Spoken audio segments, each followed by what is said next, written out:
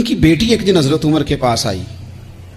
اب وہ بیٹی بیاہ کے جا چکی تھی, اس کی شادی ہو گئی تھی. حضرت خفاف بن ایمار رضی اللہ تعالیٰ عنہ کی صاحبزادی اپنے سسرال چلی گئی تھی, وہاں اس کا خامد انتقال کر گیا.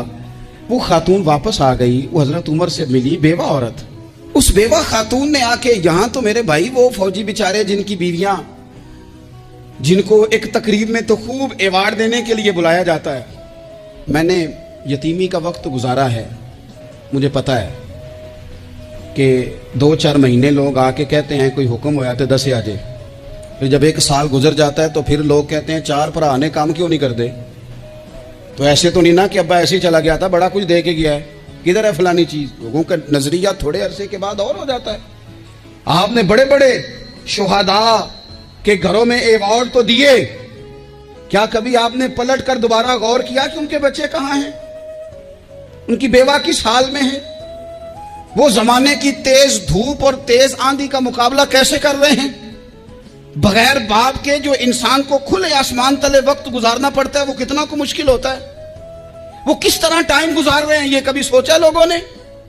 یہاں تو نرنگیے سیاست دوران تو دیکھیے منزل انہیں ملی ہے جو شریک سفر نہ تھے, جو نکلے ہی نہیں تھے وہ منزل تک پہنچ گئے, اور جنہوں نے جوانیاں گزار دی وہ رستے میں رہ گئے.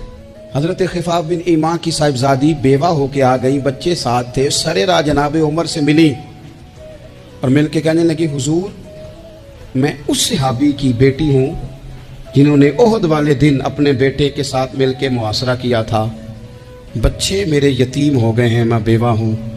حضرت فاروق اعظم رضی اللہ تعالیٰ عنہ نے فہرست نہیں مانگی, خرچے کی ڈیٹیل نہیں مانگی, تم آنا فلانے سے ملنا, پرسوں 9 بجے آ جانا دفتر, یہ کوئی بات نہیں کی. حضرت عمر غور سے کھڑے, اس بیٹی کی بات سنی, چھم چھم سیدنا فاروق کی آنکھوں سے آنسو گرے, دوڑ کے گھر گئے, ایک اونٹ نکالا, وہاں سے مال غنیمت کا مال کے بھر کے 2 بوریاں, اور بوریوں میں کیا تھا, چاندی بھی تھی, نقدی پیسے بھی تھے, کچھ ضرورت کا سامان بھی تھا, غلہ بھی تھا. 2 بوریاں بھر کے اونٹ پہ رکھ کے خود لگام اس بیٹی کے ہاتھ میں تھما کے کا, پتر سامان بھی تیرا ہے, اونٹ بھی تیرا ہے, اور یہ نہ سمجھنا یہی کچھ تجھے دیا ہے, جب یہ ختم ہوگا تو رب تیرے لیے اور بندوبست فرمائے گا. کیا مانا کہ ڈیوٹیاں لگا دی گئی ہیں, ہمیں پتہ ہے یہ سامان کب تک ختم ہو جائے گا, پیسے کب تک ختم ہو جائیں گے, تیرے لیے میں نے نئے حکم بھی جاری کر دیے ہیں. ایک شخص نے کہا, حضور ایک بیوہ کو آپ نے کچھ زیادہ ہی نہیں دے دیا. یہاں لوگ سیاسی تقسیم نہیں کرتے, تھوڑا کام والے کو دے دو, تھوڑا چوکیدار کو دے دو, تھوڑا گلی محلے میں دے دو, تھوڑا رشتہ داروں میں دے دو, سب ہمارے احسان کے نیچے رہیں گے.